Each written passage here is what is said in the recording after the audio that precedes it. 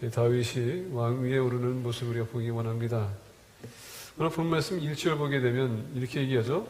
이스라엘 모든 지파가 헤브론에 이르러 다윗에게 나와 이르되 보소서 우리는 왕의 한 골육이니이다. 한 골육이니이다. We are your own flesh and blood. 하나님께서 하와를 아담의 갈빗대를 떼서 여자를 만드시고 데려왔었을 때 아담이 똑같은 말로 고백합니다. 내 혈육이다. 내 골육이다. 참 중요한 것 같아요. 왕이 백성이 없이는 왕이 될 수 없고요. 왕이 없으면 백성은 또 지도를 받을 수가 없습니다. 그 나라는 사사시대처럼 무미한 그런 법이 없는 그런 그리고 보호받을 수 없는 그런 나라가 될 수밖에 없습니다. 하나님께서 그걸 알고 계셨어요. 그래서 하나님은 이스라엘 백성들의 왕이 되기 원했고 근데 이스라엘 백성들은 하나님을 왕으로 원하지 않았습니다. 그래서 하나님께서 이스라엘 백성들에게 요구했던 사울을 왕으로 세웠지만 그는 실패작이었어요. 그리고 하나님께서는 그를 버렸습니다. 그리고 다윗을 택했습니다. 왜냐하면 다윗은 순수했기 때문에 성실했기 때문에 충성했기 때문에 그리고 믿음이 확고했기 때문에 하나님께서 택했습니다. 그러면서 하나님께서는 다윗을 왕으로 세우기 원했지만 사울이 아직도 왕이었기에 그가 왕이 될 수가 없었어요. 그래서 인내를 키웠습니다. 사울은 다윗을 죽이기 위해서 쫓아왔지만 다윗은 거기에 저항하지 않고 도망다녔습니다. 항상 고비를 넘겼어요. 그리고 다윗을 죽일 수 있음에도 불구하고 하나님께서 기름 부은 자였기 때문에 절대 타치하지 않습니다. 그리고 인내를 키웠어요. 그러면서 인내를 키우면서 이스라엘 백성들이 다른 적으로 인해서 공격받을 때에 사울과는 적이었었지만 그리고 쫓기는 삶이었었지만 이스라엘 백성들의 그 마음을 버릴 수 없었기 때문에 적이 공격할 때 다윗도 반면에 또 적을 공격했습니다. 이게 다윗이에요. 그러면서 이제 사울이 죽었습니다. 그리고 난 후에 다윗이 이제 왕으로 듭니다. 그래서 오늘 본 말씀 보니까 헤브론에 이르러 다윗에게 나와 이르되 보소서 우리는 왕의 한 권력이니이다. 전에 곧 사울이 우리의 왕이 되었을 때에도 이스라엘을 거느려 출입하게 하신 분은 왕이시였고 사울이 왕에 섰을 때에 당신이 항상 그 옆에 있었고 우리를 위해서 싸워주셨고 우리를 지켜주셨습니다. 여호와께서도 왕에게 말씀하시기를 내가 내 백성 이스라엘의 목자가 되며 내가 이스라엘의 주권자가 되리라 하셨나이다 하니라. 하나님께서 당신을 택했다는 것도 우리가 알고 있습니다. 그렇기 때문에 하나님께서 당신을 축복했고 하나님께서 당신을 왕으로 세우지 않았습니까? 이에 이스라엘 모든 장로가 헤브론에 이르러 왕에게 나오매 다윗 왕이 헤브론에서 여호와 앞에 그들과 언약을 맺으매 어떤 언약? 나는 당신의 왕이요 그리고 당신은 나의 백성이 된다. 우리가 역사책을 보게 되면 왕이 항상 이렇게 등극하게 되면 세 가지를 항상 했습니다. 그것은 뭐냐면 첫 번째, 백성들과 왕은 언약을 맺어요. 그걸 영어로 얘기하면 수세리언 러라고 합니다. 내가 당신의 백성이 되고 당신들은 내가 당신의 왕이 되고 당신들은 나의 백성이 될 것이다. 그러면서 거기에 꼭 갖춰야 될 게 세 가지가 있습니다. 왕은 법을 내려서 백성들을 다스리는 데 힘써야 됩니다. 숨기는 삶이죠. 두 번째, 백성들은 나라를, 땅을 그들이 가꾸면서 거기에 소선을 갖다 왕한테 세금을 내는 것입니다. 그래서 왕이 그것을 가지고 나라를 다스리면서 보호하는 겁니다. 이게 항상 언약의 조건이었었어요. 그래서 우리가 구약시대 때 보게 되면 요셉이 애굽에서 총독이 될 때에 왕 밑에서 그때 흉년이 왔었을 때에 곡식을 거두들이면서 어떻게 합니까? 다 받아들이고 땅을 다 사면 나중에 그 땅을 그들이 렌트시킵니다. 그러면서 렌트시키면서 나중에 그들이 나와서 씨를 뿌리고 거둘 때에 10의 2조를 왕에게 바치라라고 명령합니다. 10의 1조의 개념은 뭐냐면 하나님은 우리 하나님이시고 나의 왕이시고 나는 주님의 백성이다라는 것을 인정하는 것이 바로 10의 1조예요. 참 중요합니다. 오늘 본 말씀 보게 되면 이 이스라엘 모든 장로가 헤브론에 이르러 왕에게 나오매 다윗 왕이 헤브론에서 여호와 앞에 그들과 언약을 맺습니다. 내가 당신들의 왕이 되겠고 당신들은 나를 또 인정할 것이다. 그래서 보니까 그들이 다윗에게 기름을 부어 이스라엘 왕으로 삼으니라. 그래서 4절부터 5절 보게 되면 다윗이 나이가 30세에 왕위에 올라 40년 동안 다스렸으되 헤브론에서 7년 6개월 동안 유다를 다스렸고 예루살렘에서 33년 동안 온 이스라엘과 유다를 다스렸더라. 그래서 오늘 본말씀 보니까 이제 다윗이 왕위에 올라왔습니다. 백성들을 위해서 이제는 그가 왕이 됐고 지도자가 됐습니다. 다윗은 왕이었습니다. 근데 우리 또한 돌아보게 보게 되면 베드로전서 2장에서 이렇게 이 9절과 10절에서 얘기합니다. 우리는 택한 민족이요 왕 같은 제사장이라. 우리는 왕이 아니지만 왕 같은 제사장이라 라고 합니다. 그건 무슨 뜻인가?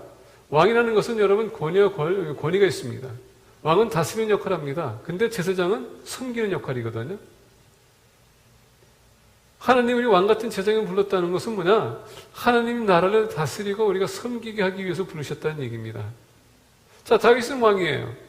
왕이 되자 지금 다윗을 보면서 제가 이제 나누고자 하는 것은 지난주에는 왕이 되기까지는 다윗이 어떤 삶을 살았는지 나누는데 이번 주에는 왕으로서 다윗이 백성을 위해서 한 것이 무엇인가 하기 나누기 원합니다. 그러므로 우리 또한 왕 같은 제사장이기 때문에 다윗처럼 그런 마인드를 가지고 우리가 서로 다스리기를 원합니다.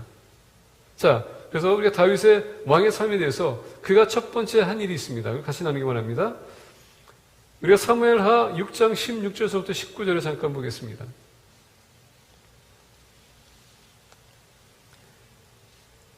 사무엘하 6장 16절에서 19절 우리 교독하겠습니다. 여호와의 개가 다윗 성으로 돌아올 때에 사울의 딸 미갈이 창으로 내다보다가 다윗 왕이 여호와 앞에서 뛰놀며 춤추는 것을 보고 심중에 그를 업신여기니라.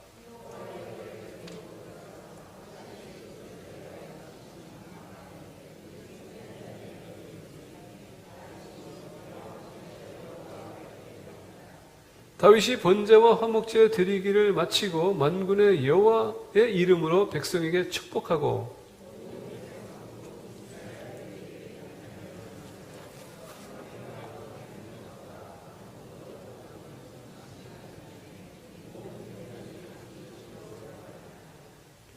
오늘 본 말씀 사무엘하 6장 16절부터 19절 보게 되면 법궤가 다시 다윗에게로 돌아오며 예루살렘으로 돌아옵니다.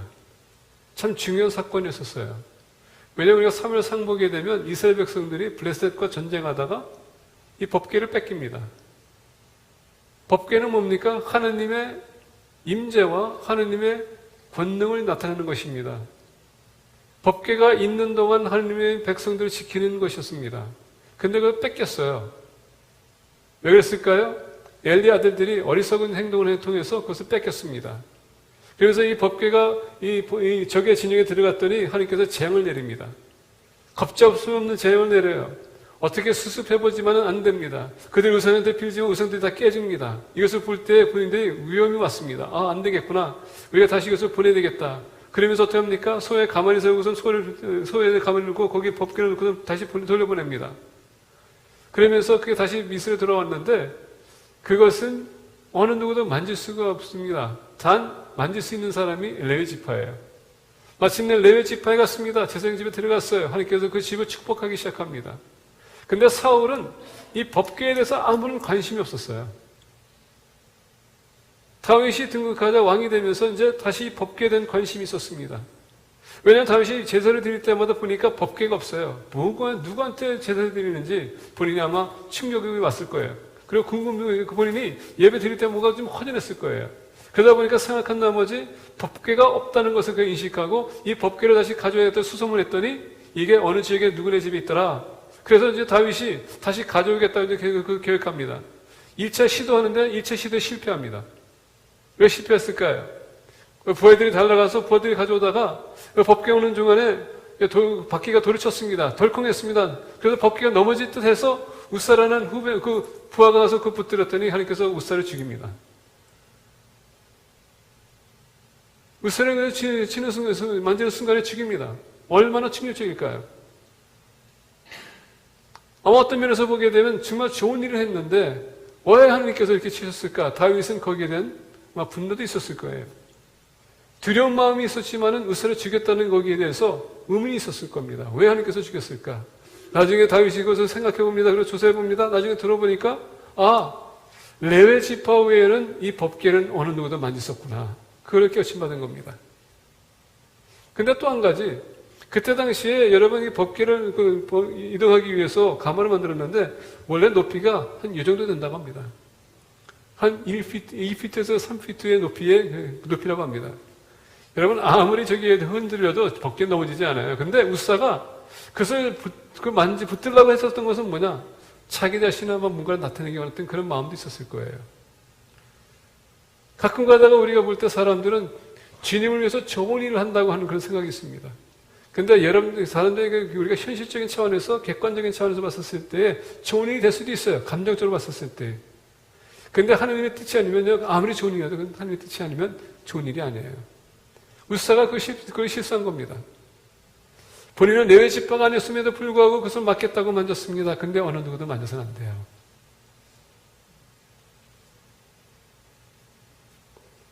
근데 왜 하나님께서는 우사를 쳤을까요?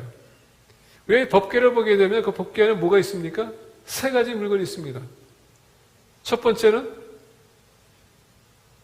십계명을 쓴 비석 둘. 그 다음에 만나, 담은 항아리. 그 다음에 아론의 쌍난 지팡이. 이 세 가지가 있었어요. 왜 하나님께서 그 법궤 안에 그 세 가지 물건을 집어넣으라고 모세에게 명령했을까요? 첫 번째, 여러분, 우리가 법궤를 보게 되면 이 법궤를 모세가 시내산 올라가서 그 법궤를 하나님께 받을 때에 이스라엘 백성들 뭐하고 있었습니까? 금송아지를 만들어서 모세는 어디 갔는지 모르겠고 그가 죽었는지 사는지 우리 알 바가 아니다. 그래서 우리가 보여줄 신을 만들자. 그래서 금을 걷어가지고 송아지를 만들었습니다. 자기 우상을 만든 거죠. 자기들 신들을 만든 거죠. 모세가 이 법궤를 갖고 내려왔는데 보니까 지금 난리가 났어요. 모세가 보는 순간에 너희들은 이 법궤를, 이 하나님의 이 언약을 받을 만한 자기가 없다 해서 그것을 깨트립니다. 그 순간에 몇천 명이 죽습니다. 그 법궤를 뭐 상징하냐면 이 법에 대한 하나님의 그 충성심이 있어야 되는데 그 배신감, 더 나아가서 우상 숭배한 그 죄를 얘기하는 거예요. 두 번째는 만나를 얘기합니다. 40년 동안 이스라엘 백성들이 만나를 먹지 않았습니까? 매일마다 하나님께서 내리시는 그 일용한 양식 만나. 근데 만나를 먹으면서 먹다 보니까 너무 지겨워. 하루 이틀도 여러분, 하루 이틀, 일주일까지는 버틸 수 있을 것 같아요. 근데 40년 동안 생각해보세요. 먹는다는 것. 얼마나 끔찍할까. 저는 이렇게 얘기 듣습니다. 어떤 분들은 가난했을 때 먹을 게 없어가지고 비빔밥을 먹다가 보니까 이제는 비빔밥 먹으면 지긋지긋하대요. 옛날을 생각하고 싶지 않다는 얘기죠. 어떤 분들은 수제비를 하도 먹다 보니까 이제는 수제비를 이렇게 먹기 쉽지 않다고 합니다. 생각해보세요. 만나를 40년 동안 먹었으니 얼마나 지긋지긋하겠어요. 근데 이 만나를 먹는 데 있어서 이스라엘 백성들이 또 불평했거든요. 이것만 우리한테 줄 겁니까? 고기도 먹고 싶습니다. 그 만나를 왜 집어넣냐면 하느님이 내리시는 그 여러분 일용한 양식에 대한 그 불평. 다시 있는 우리 신약에 와서 예수님께서 얘기합니다. 그 만나가 하나님 말씀이라고 얘기합니다. 말씀에 대한 불순종에 대해서, 불만에 대해서 그 죄를 상징하는 겁니다. 그리고 아론의 쌍난 지팡이는 무엇이었습니까? 아론이 지도자가 됐더니 이스라엘 백성들의 지파들이, 장로들이 나왔습니다.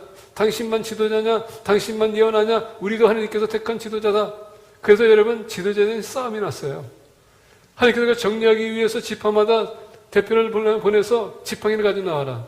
그 지팡이 중에서 싹난 게 내가 그들 선택한 것이다 그랬더니 아론의 지팡이가 싹이 났어요. 그가 또 법궤 안에 있었습니다. 그 법궤는 뭐냐? 우리가 죄를 하나님께서 덮어주셔서 죄 앞에 나올 수 있는 그 길을 하나님께 만나주시겠다는 그 상징이에요.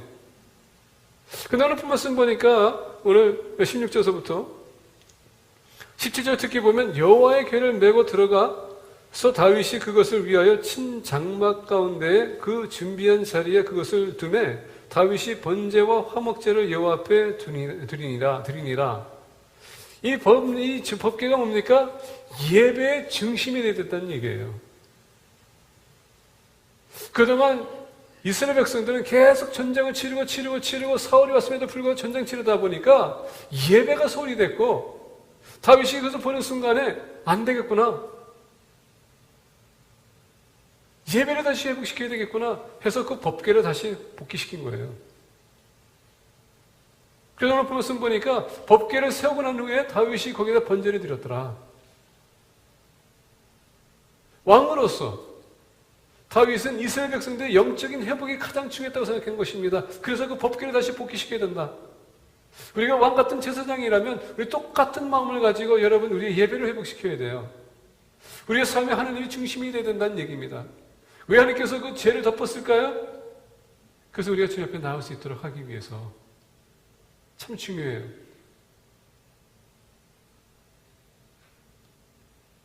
다윗은 이스라엘 백성들에게 본인뿐만 아니라 우리 하나님은 바로 여호와 하나님이시고 우리의 왕은 바로 여호와 하나님이시다. 그분이 우리의 삶의 중심이 되어야 된다. 영적으로 회복하는 것. 여러분들 우리가 매일마다 이렇게 우리 매주마다 이렇게 교회 나와서 예배드리지 않습니까? 그 예배 삶은 소홀히 해서는 안 돼요.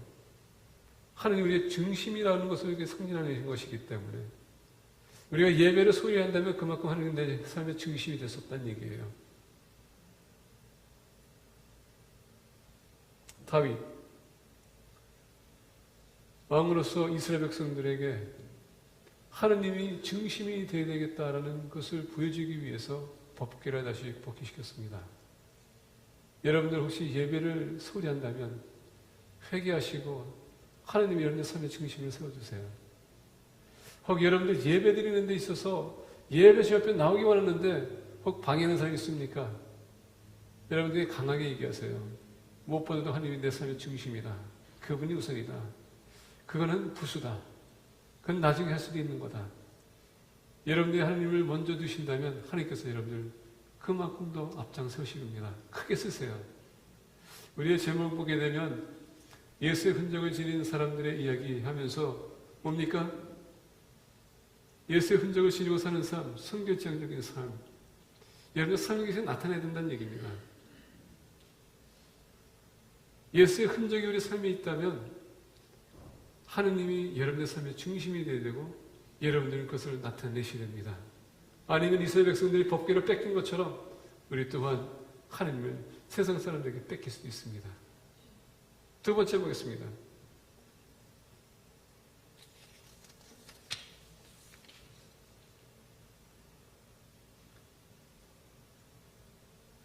사무엘하 7장 18절서부터 17절을 좀 우리가 잠깐 보겠습니다.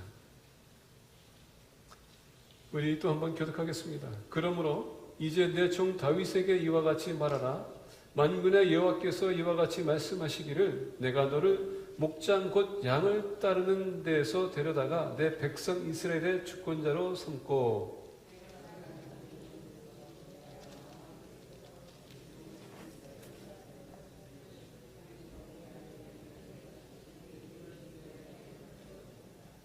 내가 또 내 백성 이스라엘을 위하여 한 곳을 정하여 그를 심고 그를 거주하게 하고 다시 옮기지 못하게 하며 악한 종류로 전과 같이 그들을 해하지 못하게 하여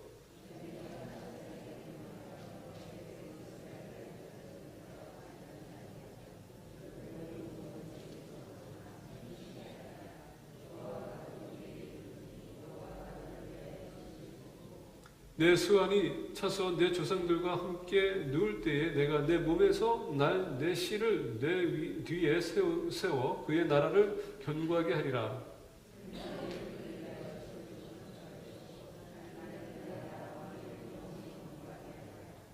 나는 그에게 아버지가 되고 그는 내 아들이 되리니 그가 만일 죄를 범하면 내가 사람의 매와 인생의 채찍으로 징계하려 이와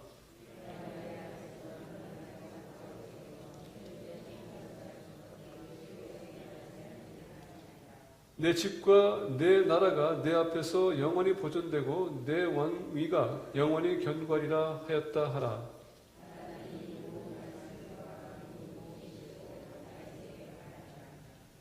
우리가 이 본문을 보게 되면 사무엘하 7장 8절부터 17절 다윗은 그 배경이 됐습니다. 다윗은 본인이 이제 전쟁을 치르고 이제 어느 정도 이제 평안을 누리고 있었습니다. 그리고 어느 순간에 그의 궁전이 세워졌습니다.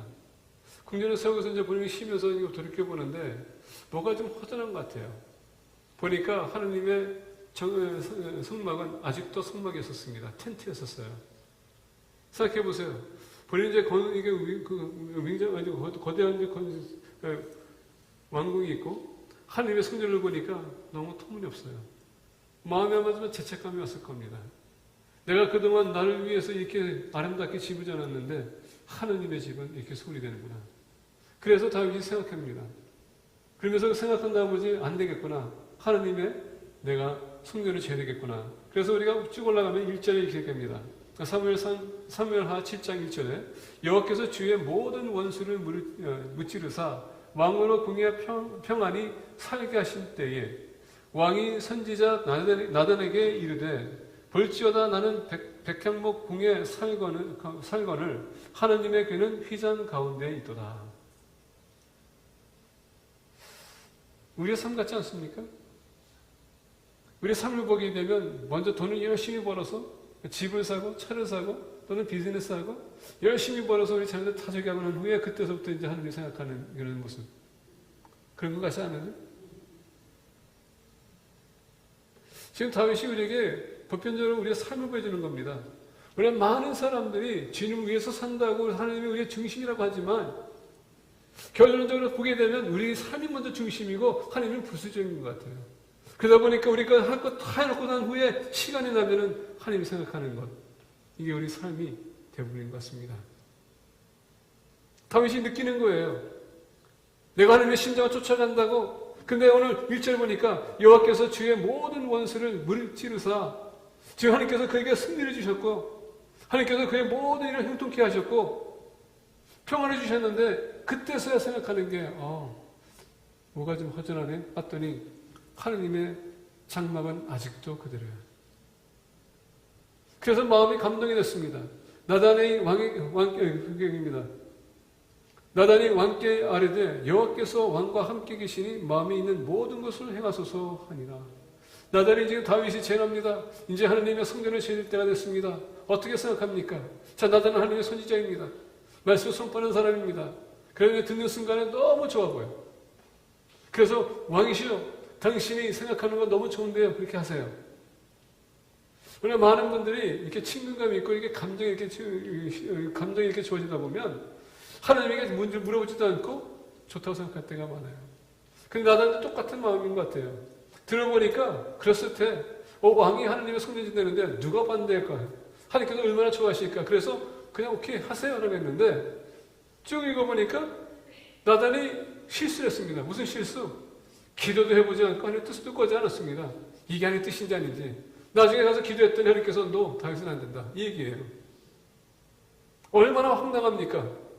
오늘 많은 사람들이 우리가 이렇게 눈으로 보고 눈으로 이렇게 확인해보고 현실적으로 볼 때에 좋게 보이면 그게 좋다고 생각하는데 그렇지 않다는 얘기예요. 주님의 일을 하는 것도 마찬가지입니다. 좋게 보인다고 생각하지만 그게 좋은 일이 아닐 수도 있어요. 하나님의 뜻을 구하지 않고서는 절대 이루어질 수 없다는 얘기입니다. 또 하나가 우리가 주님의 일을 할 때는 반드시 기도를 우리가 해야 돼요. 기도를 한다는 것은 다른 것이 아닙니다. 만약에 이벤트가 있다면 요 땅에 가서 그날 전에서 기도하는 게 아니라 우리가 벌써 이미 계획하는 그 순간서부터 여러분이 만약 담당자라면 같이 협력할 수 있는 사람이 있다면 계속해서 기도하는 거예요. 언제까지? 그날까지. 왜냐하면 그날 일기까지는 어마어마한 사건들이 나타날 수 있거든요. 우리가 예상치 않은 일들이 많이 나타나서 일이 질 수도 있어요. 그것을 대비하고 그것을 이겨나가기 위해서 우리가 기도하는 것입니다. 다윗이 지금 보는 순간에 감동이 왔어요. 하느님의 성전을 지어야 되겠다. 나단 선지자요 어떻게 생각합니까? 나단도 마찬가지로 좋은 생각입니다 했습니다. 근데 하나님께서 나타나십니다. 안 된다. 여러분 보겠습니다. 5절에 보니까 가서 대충 다윗에게 말하기를 여호와께서 이와 같이 말씀하시되 내가 나를 위하여 내 살 집을 건축하겠느냐. 6절 보니까 내가 이스라엘 자손을 애굽에서 인도하여 내던 날부터 오늘까지 집에 살지 아니하고 장막과 성막 안에서 다녔나니. 여러분 이거 생각해 보세요. 지금 하나님께서 얘기합니다. 애굽에서 나오는 순간부터 지금까지 나는 장막이 있었다는 겁니다.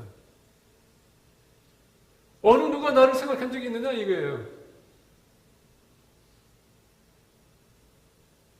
근데 다윗은 하나님의 성전을 짓기 원했어요. 이게 여러분 보편적으로 우리 삶이라는 얘기입니다. 우리는 오로지 나를 위해서, 내 생애를 위해서, 내가 성공하기 위해서 여러 가지 다 하지만은 하나님은 저 뒷전에 놓고 내가 만약에 다 끝나고 난 후에 하나님을 찾아가가지고 한번 보세요. 이렇게 할 때가 많다는 얘기예요. 얼마나 셀피시한 삶을 사는지 모르겠습니다.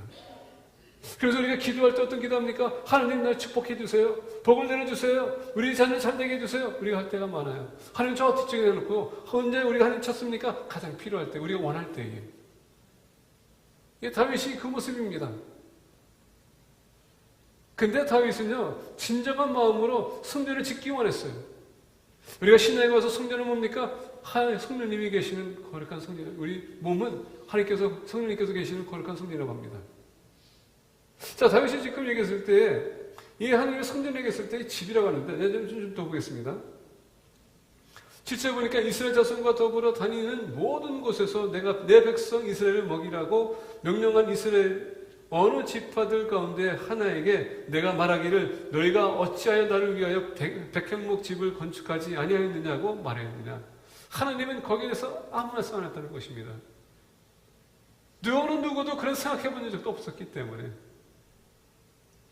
심지어 모세도요, 하나님께서 성전을 성막을 지라고 했기 때문에 모세는 그 지시를 따라서 하는 것이지, 모세도 그런 생각도 안 했을 거예요.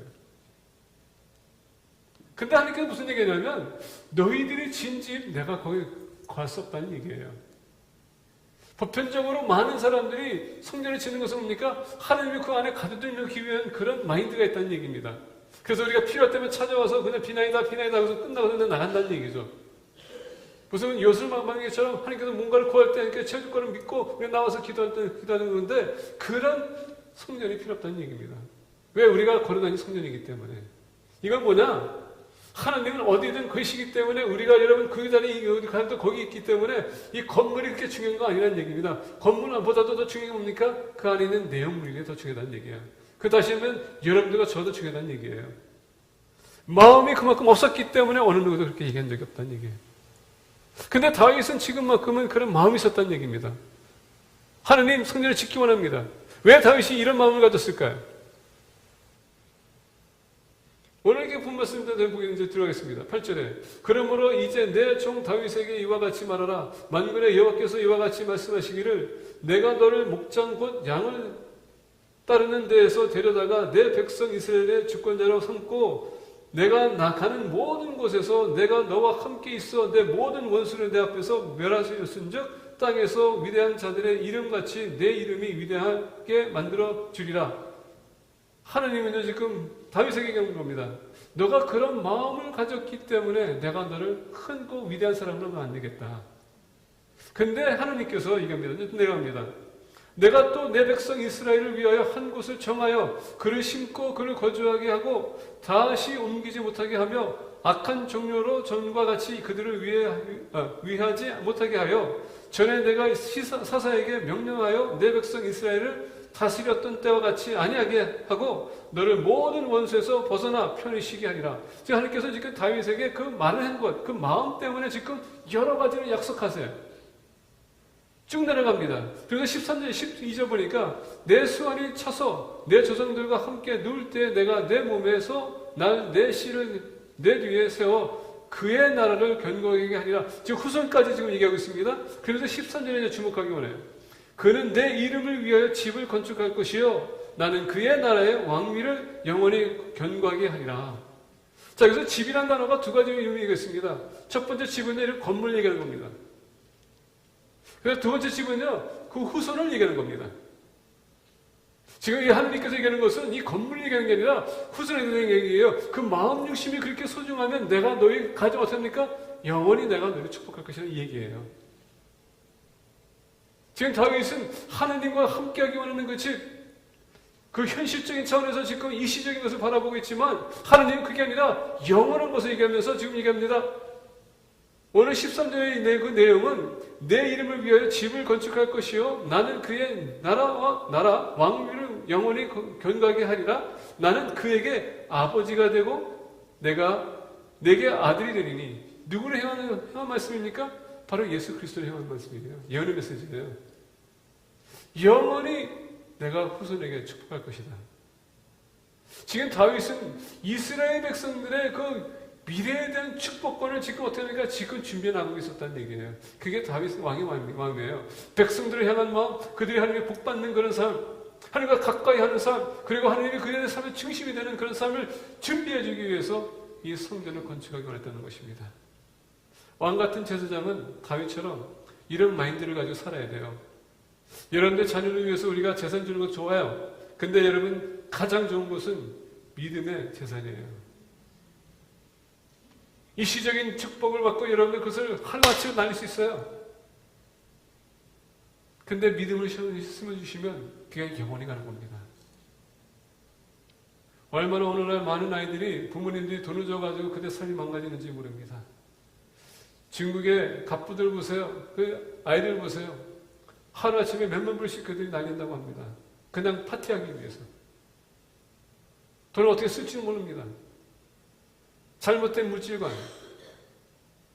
여러분들 주님 위해서 포기하신 것이 무슨 뭘 포기하신 게 있습니까?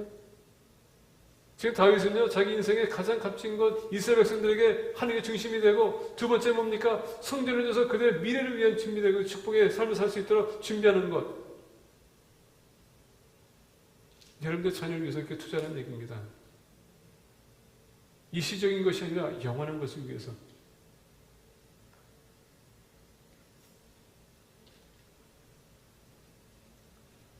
사절 14절 보니까 나는 그의 아버지가 되고 그는 내게 아들이 되리니 그가 만일 죄를 범하면 내가 사람의 매와 인생의 채찍으로 징계하려니와 내가 내 앞에서 물러나게 한 사울에게서 내 은총을 빼앗은 것처럼 그에게서 빼앗지는 아니하리라. 성전을 짓겠다고 했더니 하나님께서 이 많은 약속을 지금 다윗과 맺고 있어요. 얼마나 아름답습니까? 영원히 썩지 않는 것. 왕 같은 제사장은 바로 이런 것을 우리 자녀들뿐만 아니라 우리 지역사회에 그것을 남겨야 돼요. 오늘 많은 분들, 여러분들 지금 은퇴하시고 은퇴비를 가지고 생활합니다. 근데 영원한 것을 위해서 여러분들 얼마큼 투자하셨습니까? 참 한번 생각해 볼 필요가 있어요. 나를 위해서 먹는 것, 마시는 것, 있는 것, 많은 것 다 하지만, 다윗처럼 다 하지만, 언제 주님을 위해서 여러분들이 그것을 투자하실 겁니까? 하늘나라 올라갔었을 때 내가 너한테 그만큼 물질적인 복을 주셨는데, 복을 내렸는데 너는 그것을 가지고 어떻게 살았냐 했을 때에 여러분 무슨 고백을 하실 거예요? 좋은 집 샀습니다. 좋은 차 몰았습니다. 좋은 매건 입었습니다. 뭐 들고 다녔습니다. 우리 자녀들 잘 키웠습니다. 잘 먹였습니다. 그렇게만 고백할 거예요? 여러분들이 그 나라를 위해서 투자하는 만큼 그게 여러분 쌓는 겁니다. 하늘나라 올라가서 수치당하지 마세요. 가치 있게 사는 사람들이 되세요. 주님을 위해서 여러분들 조금 더 포기할 수 있는 그런 마음을 가지고 살아가는 얘기입니다. 그것이 나뿐만 아니라 앞으로 우리 교회에 들어올 수 있는 분뿐만 아니라 미래에 하늘나라에 올라섰을 때에 인정받는 삶이기 때문에. 세 번째 보겠습니다. 사무엘하 8장입니다. 13절부터 18절입니다. 다윗이 소금 골짜기에 에돔 사람 18,000명을 쳐 죽이고 돌아와서 명성을 떨치니라. 다윗이 에돔의 수비대를 두되 온 에돔의 수비대를 두니 에돔 사람이 다 다윗의 종이 되니라. 다윗이 어디로 가든지 여호와께서 이기게 하셨더라. 하나님은 다윗을 크게 사용하셨어요. 그리고 하나님께서 다윗에게 큰 승리를 주셨습니다. 어디 가든 어떻게 됐습니까? 이겼더라 하는 것은 뭡니까? 지금 다윗은 그 왕국을 지금 넓히고 있었다는 얘기예요. 지금 넓히고 있었다는 얘기입니다. 그래서 15절에서 18절 보면 이렇게 얘기해요.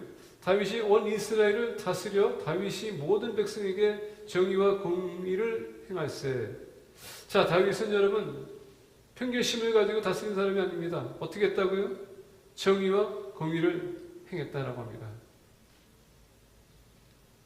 모든 것을 저를 가지고 동등하게 봤다는 얘기예요. 있던 없던 중요한 게 아니고 잘생겼던 모습이 그게 중요한 게 아니고 배웠던 못 배웠던 그게 중요한 게 아니라 모든 것을 하나님의 말씀에 저를 가지고 봤다는 얘기예요. 공평하게. 자, 보겠습니다. 수리아의 아들 요압은 군사령관이 되고 아히누스의 아들 여호사밧은 사관이 되고 아히두베의 아들 사독과 아비아달의 아들 하이멜렉은 제사장이 되고 스라야는 서기관이 되고 여호야다의 아들 브나야는 그렛 사람과 블렛 사람을 관할하고 다윗의 아들들은 대신들이 되니라. 그의 지경이 넓혀졌습니다. 근데 여러분 이것을 다스리기 위해서는 혼자는 너무 벅찹니다. 어떻게 합니까? 본인들의 부하들에게 그것을 나눠주기 시작했다는 얘기예요. 이스라엘 백성들이 애굽에서 출애굽하면서 여러 가지 문제가 생기면 누가 다 다뤘습니까? 모세. 생각해보세요. 100만 명의 백성들이 지금 쫓아오고 있는데 여러분 거기서 두 사람씩만 해도 50만 건의 문제가 생기는데 그것을 하루에 모세가 다 다스려야 되거든요. 그건 불가능한 얘기예요. 그래서 자기 리더와 보더니 모세, 하나님께서 당신 축복하고 지도 세웠지만은 이거는 아닌 것 같아. 어떻게 합니까? 나눠가지고 이것을 분담해서 작은 일들은 당신 부하들에게 맡기고 당신은 그냥 큰 일들만 관여해. 이게 여러분 뭡니까? 협력해 나가는 얘기예요. 지금 다윗은 얘기하는 겁니다. 나 혼자 나를 다스리는 것이 아니라 이것을 협력해 나가야 된다는 얘기입니다. 그러다 보니까 어떻게 합니까? 다윗이 보니까 각자의 탤런트가 있어요. 그래서 이 사람들이 나타나는 사람들의 뭡니까? 탤런트가 뭡니까? 장군이 될 수 있는 것이고, 여러분 서기관이 될 수 있는 것이고, 어떤 사람들은 뭐 제사장이 될 수 있는 것이고, 근데 제사장이 아무나 되는 것이 아니라 레위 지파에서 나와야 되는 겁니다. 그래서 다 보니까 거기다 탤런트가 다 보이고 있다는 얘기예요. 그래서 어떻게 합니까? 같이 협력해 나가자 이 얘기예요. 다윗이 나를 더 강하게 만들 수 있던 이유는 다른 것이 아닙니다. 혼자 한 것이 아니라 같이 협력해 나갔다는 얘기입니다. 왕 같은 제사장은 우리 교회에서 혼자 하는 것이 아니라 우리가 같이 협력해 나가는 거예요. 저희도 똑같이 얘기했습니다.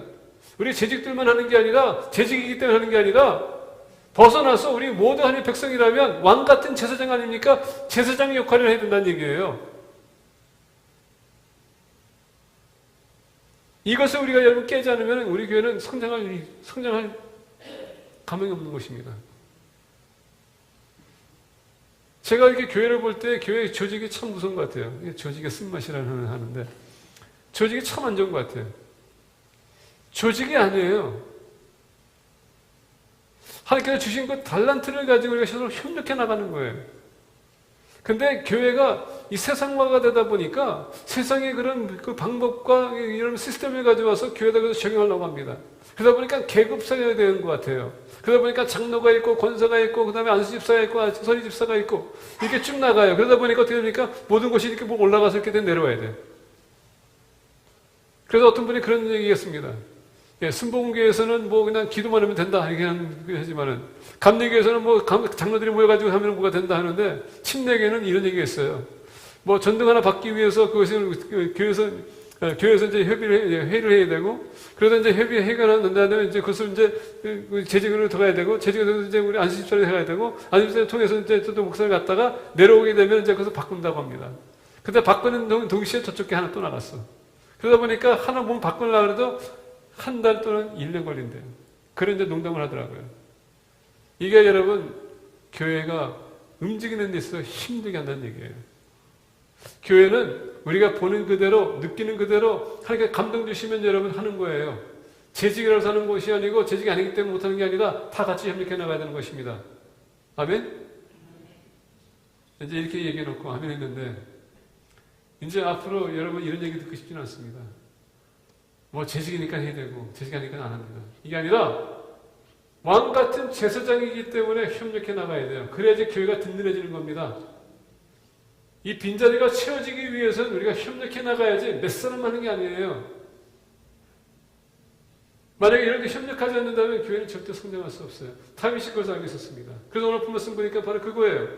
지경을 넓히기 위해서, 강하게 만들기 위해서 주신 달란트대로 세워서 같이 협력해 나갔다는 것입니다. 다윗이 이렇게 위대한 왕이 됐던 것은 다른 것이 아닙니다. 하나님이 주신 그 지혜를 가지고 하나님 먼저 우리 삶의 중심을 세우고